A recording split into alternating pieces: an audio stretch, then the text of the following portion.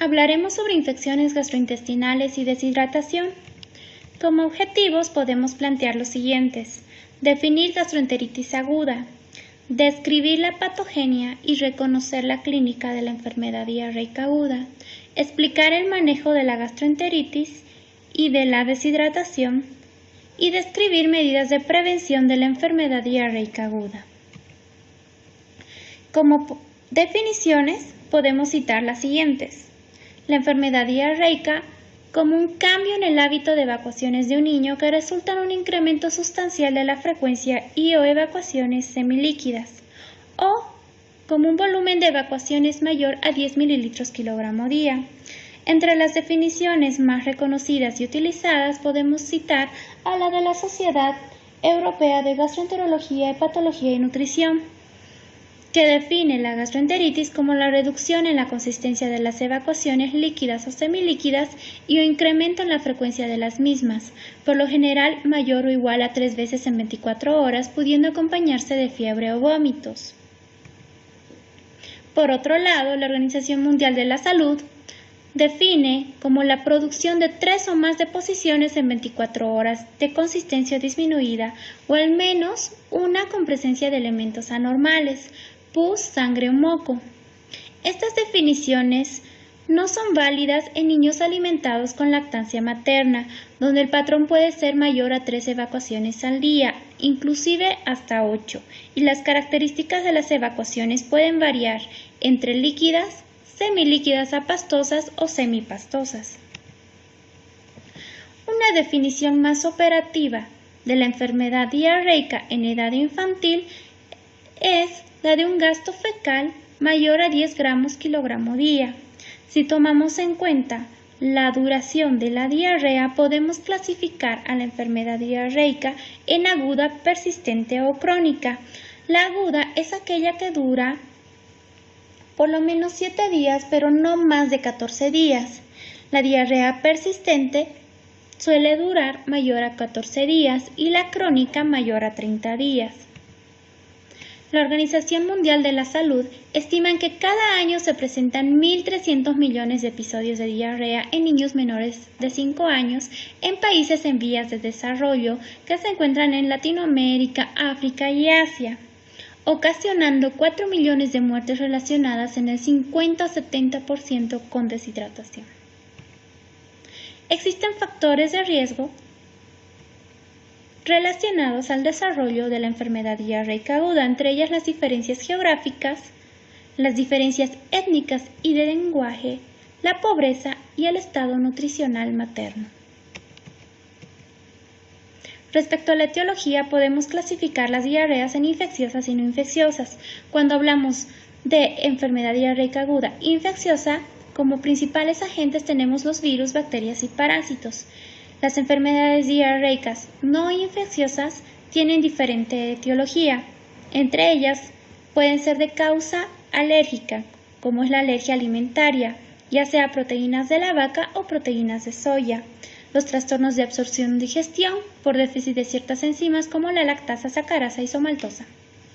Cuadros quirúrgicos como la apéndicis aguda o la invaginación, la ingesta de fármacos como laxantes, antibióticos o la intoxicación por metales pesados como el cobre y el zinc. Respecto a las causas infecciosas, como habíamos mencionado, los principales agentes son los virus, bacterias y parásitos. Respecto a las infecciones virales, como principales representantes tenemos al rotavirus y al adenovirus, que producen infecciones frecuentes en menores de 2 años, cuya forma de transmisión es fecal, oral o respiratoria. Entre las bacterianas tenemos la Escherichia coli, la Salmonella, la Shigella, el Staphylococcus aureus, el Vibrio cholerae, Aeromonas. Y entre los parásitos, la Yardia lamblia, Cryptosporidium y la Isospora. Respecto a los virus, hablaremos principalmente del rotavirus. El rotavirus fue descubierto en 1973 por la doctora Ruth Bishop. Proviene del latín, cuya palabra significa en español rueda. Es un RNA virus de la familia Reoviridae que tiene 7 grupos antigénicos. grupo A, B, C, D, E, F, G. Los grupos D, E, F, G se encuentran en animales. El grupo A produce infecciones habituales en el ser humano. El grupo B produce infecciones gastrointestinales en adultos y niños, principalmente en China, y el grupo C es de baja prevalencia.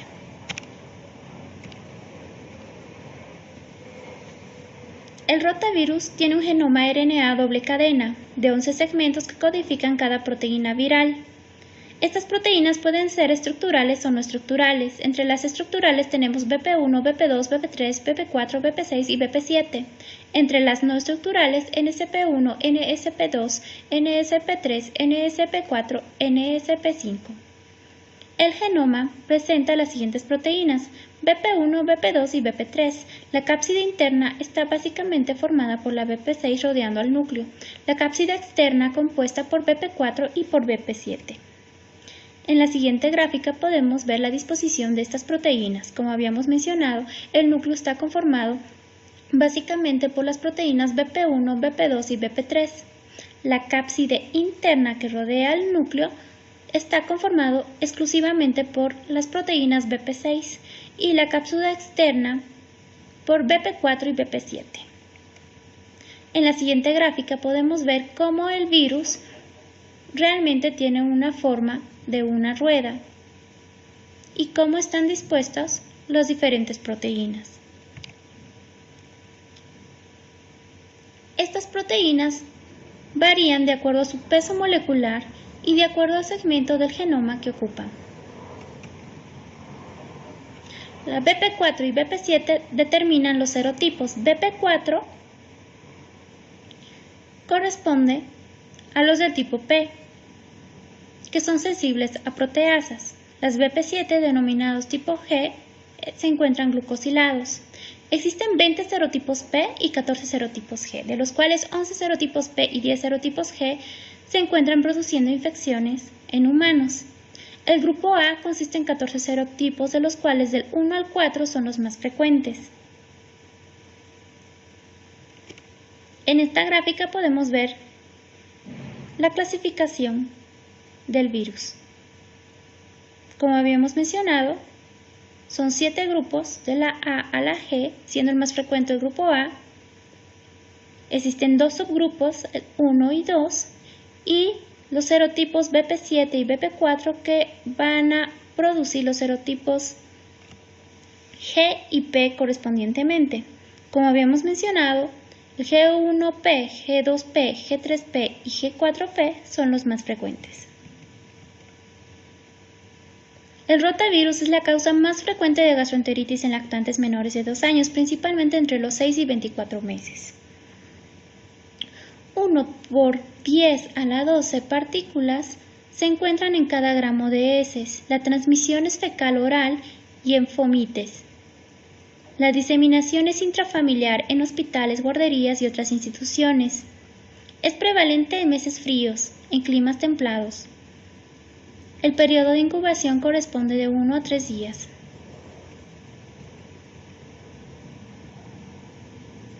Se dice que el 16.6% de toda la población mundial muere a causa de diarrea en niños menores de 5 años, de los cuales el 17.2% es causada por el rotavirus.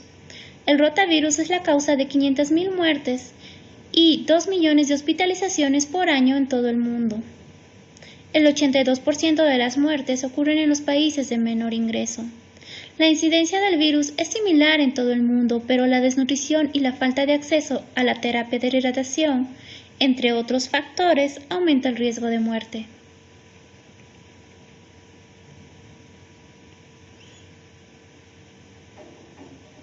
La gastroenteritis por rotavirus es una enfermedad muy contagiosa, que se disemina, como habíamos mencionado, por una transmisión fecal-oral.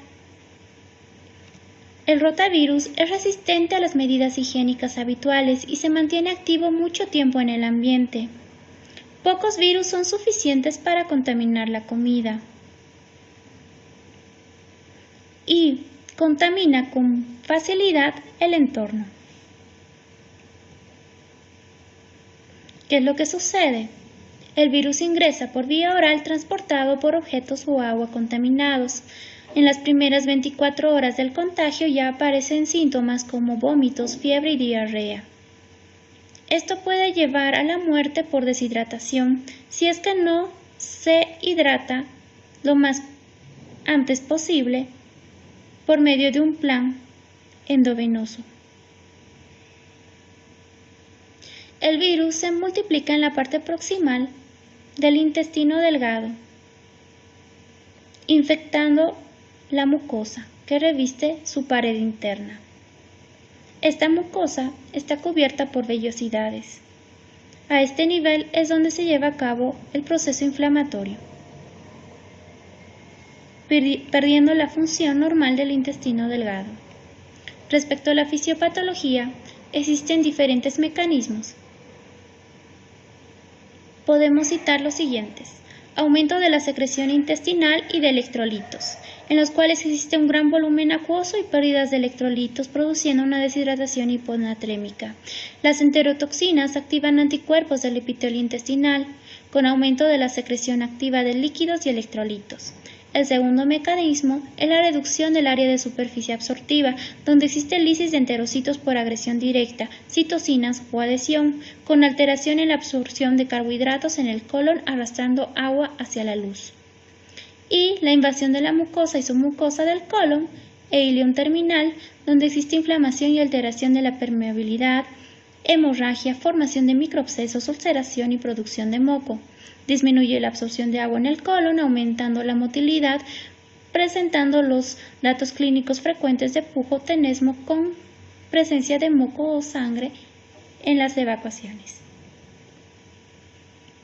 En esta gráfica podemos observar cómo el rotavirus, al hacer contacto con el epitelio intestinal, se libera de su cápside externa, ingresa a la célula y comienza su multiplicación, además de liberación de toxinas. Una vez llevada a cabo su multiplicación, estos virus egresan nuevamente, recubiertos por la membrana de la célula epitelial, para ir a infestar el resto de las células. Al final de todo este proceso, el epitelio intestinal muere por medio del proceso de la apoptosis. En resumen, el rotavirus se adhieren a los enterocitos, donde lleva a cabo su replicación. Va a producir la diarrea por diferentes mecanismos. Va a producir primero una diarrea osmótica, donde existe disminución de la absorción de sales, carbohidratos y agua, llevando a la apoptosis de los enterocitos. La diarrea secretora por activación del sistema nervioso entérico con secreción de fluidos y electrolitos, y por medio del NSP4 va a activar las enterotoxinas, las cuales van a aumentar los niveles intracelulares del calcio. Va a producir, además, disrupción de la membrana, disrupción del esqueleto y por ende muerte celular.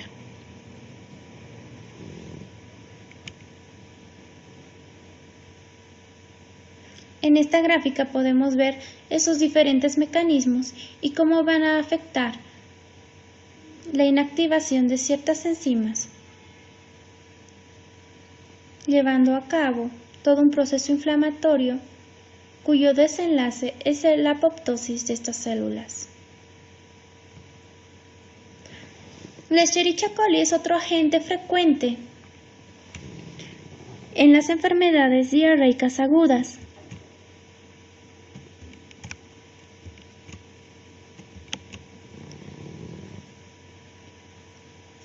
Entre sus diferentes tipos se encuentra la Escherichia coli enterotoxigénica, la cual se caracteriza por producir un aumento del AMP cíclico y GMP cíclico.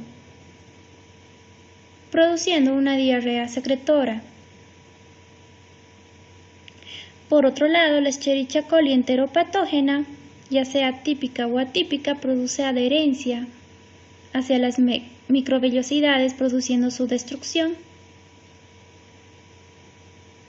y se caracteriza por producir una diarrea líquida prolongada.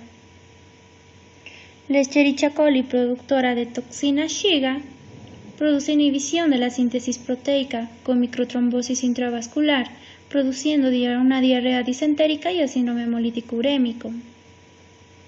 La Escherichia coli enteroagregativa produce adherencia y citotoxicidad, produciendo una diarrea líquida. La Escherichia coli enteroinvasora y la de adherencia difusa se caracterizan también por invadir y diseminarse celularmente, produciendo diarrea ya sea líquida o disentérica. La Shigella, otro de los agentes causales, se caracteriza por no poseer cápsula, no posee flagelos y presenta 45 serogrupos de acuerdo al antígeno somático O. Se los puede dividir básicamente en el serogrupo A, cuyo representante principal es la Shigella dysenteria, el serogrupo B, la Shigella flexneri, el serogrupo C, la Shigella boydii, el serogrupo D, la Shigella sonnei. Y acá en esta gráfica podemos ver cómo esta Shigella va invadiendo a las células epiteliales del intestino y activando células presentadoras de antígenos como son los macrófagos y activando todo el proceso inflamatorio como los neutrófilos, desencadenando toda la inflamación y desarrollo de la diarrea. Respecto a la clínica, podemos mencionar que se basa principalmente en la presencia de evacuaciones líquidas, vómitos, fiebre y deshidratación. Respecto a la deshidratación, esta puede ser leve, moderada o severa. Para clasificar a un niño deshidratado deberemos tomar en cuenta diferentes signos o síntomas. Entre ellos podemos citar los siguientes: el estado neurológico, si el niño se encuentra alerta o se encuentra irritable o letárgico, la presencia de sed o pobremente la ingesta de líquidos, pero debido a la incapacidad de la toma de estos, la frecuencia cardíaca, si el niño se encuentra con una frecuencia cardíaca normal o taquicárdico, la calidad de los pulsos, la respiración, si esta es normal o es profunda, los ojos, si se encuentran hundidos o no, la presencia de lágrimas o no, las mucosas, si se encuentran hidratadas o deshidratadas, el llenado capilar, el color y la temperatura de las extremidades, así como el gasto urinario, si este se encuentra normal, disminuido o es mínimo. Una vez ya establecido el diagnóstico clínico, nos valdremos de otras pruebas para hacer una disquisición sobre la etiología. Para ello tomaremos en cuenta solicitar un coprocultivo, mocofecal, coproparasitológico, un perfil viral, o en casos de esas diarreas que son ya prolongadas, podremos solicitar azúcares reductores en heces. Una vez establecido ya el diagnóstico, deberemos realizar el tratamiento. El objetivo en las primeras horas es restablecer el balance de líquidos y sales del cuerpo, por ello se utilizan bebidas formuladas para facilitar su absorción en el intestino. Una vez restablecida la hidratación, deberemos reanudar la alimentación lo más antes posible, con una dieta normal para la edad, continuando con la hidratación y evitando alimentos dulces.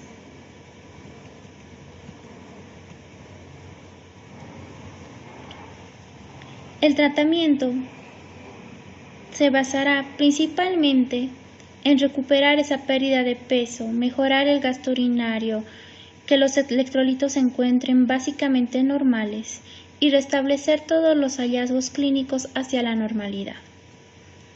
Este tratamiento puede dividirse en 3 planes, dependiendo del estado de hidratación del niño. El plan A, cuando se presenta una deshidratación leve, en el cual se deberá administrar sales de hidratación oral a 10 ml kilogramo después de cada evacuación líquida. El plan B corresponde a la administración de sales de hidratación oral de 50 a 100 mililitros por kilogramo hora en un lapso de 3 a 4 horas. Y el plan C en la administración endovenosa de soluciones cristaloides a 100 miligramos kilogramo hora. Durante la primera hora se administrará el 50%, en la segunda hora el 25% y en la tercera hora el 25% restante.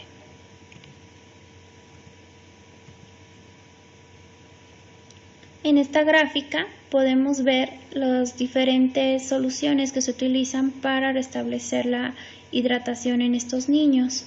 En el año 1975 surgió por la Organización Mundial de la Salud las primeras sales de hidratación oral, cuya principal característica tenía 90 miliequivalentes de sodio. Años posteriores, en el año 2002, se replanteó los ingredientes de estas sales de hidratación, estableciendo que las soluciones hipotónicas tenían una mejor respuesta y restablecía mejor el estado de hidratación en los casos de enfermedades diarreicas agudas. Es así que se replanteó la formulación de estas sales, quedando en un nivel de 75 miliequivalentes de sodio con un 13.5 gramos de carbohidratos, 20 miliequivalentes de potasio, 65 milimoles de cloro, presentando una osmolaridad de 245. Esta nueva fórmula es la que se utiliza hoy en día. Como les venía mencionando, de acuerdo al estado de hidratación podemos hacer nuestro plan de hidratación. De acuerdo a este cuadro publicado en Pediatrics in Review en el año 2012, cuando se trata de una deshidratación leve podemos aplicar sales de hidratación oral. En este caso plantea otro tipo de manejo en los cuales clasifica de acuerdo al peso. Si el niño tiene menos de 10 kilos, podemos administrar de forma arbitraria de 60 a 120 ml de sales de hidratación oral después de cada evacuación líquida o después de cada vómito. Si el niño tiene más de 10 kilos, podemos administrar de 120 a 240 mililitros de sales de hidratación oral. Continuar con la lactancia materna o con la alimentación del niño. Si se trata de una deshidratación moderada, como habíamos mencionado, administraremos sales de hidratación oral de 50 a 100 mililitros kilogramo durante 3 a 4 horas. Y si se trata de una deshidratación severa, haremos la hidratación en forma endovenosa, 20 ml kilo peso dosis, o como establece la Organización Mundial de la Salud, a 100 mililitros kilogramo peso en 3 horas, 50% administrado en la primera hora, el 25% en la segunda hora y el restante 25% en la tercera hora. Cualquiera de las formas es válida. Una vez ya restablecida la hidratación, continuaremos el plan de líquidos con una relación de 1 a 1 con dextrosa 5% y solución salina. Cuando la diarrea dura más de 14 días, habíamos mencionado que esta corresponde a una diarrea persistente. ¿Qué es lo que sucede? Pues el niño llega con el antecedente de no haber tenido evacuaciones previamente, pero que debido a algún factor relacionado desencadenante empieza a tener evacuaciones líquidas que duran más de 14 días. En estos casos se deberá sospechar de mala absorción, es decir, de que es un cuadro sugestivo de alergia. y deberemos hacer los estudios respectivos para descartar o confirmar la presencia de esta. La evolución, una vez que es una diarrea persistente, puede ser hacia una diarrea crónica, lo que implica ampliar más el abordaje.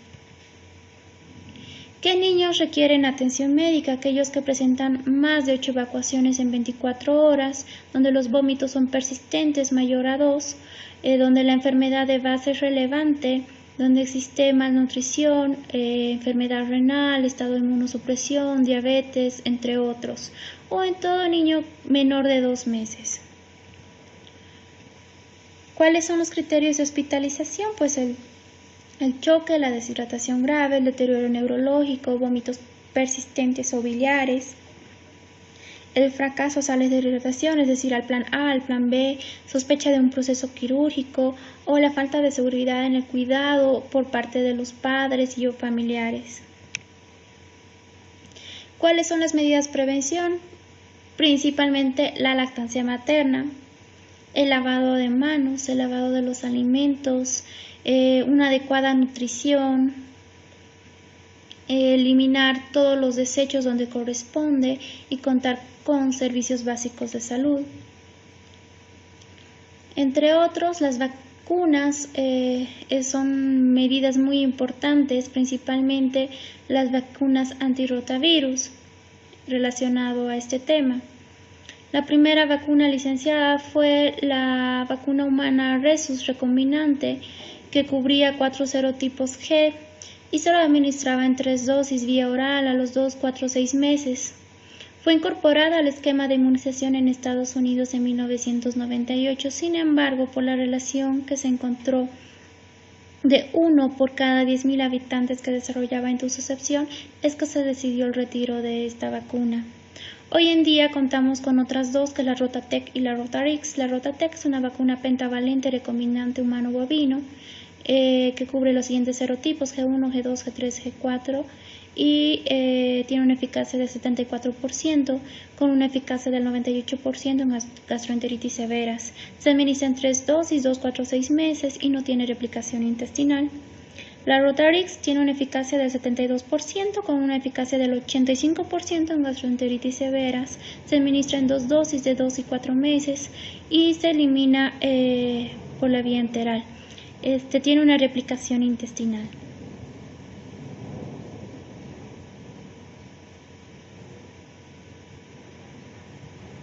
Bueno, ahora plantearemos casos clínicos para hacer más práctico este tema. El caso clínico 1 indica lo siguiente: lactante de 5 meses de edad de 6 kilos con cuadro clínico de 48 horas de evolución caracterizado por evacuaciones líquidas sin moco, sin sangre. Al examen físico irritable, se consuela con la madre, la fontanela está levemente deprimida, taquicárdico con llenado capilar de 2 segundos, con disminución del volumen urinario, polipneico, mucosas secas, abdomen blando, con peristalsis aumentada.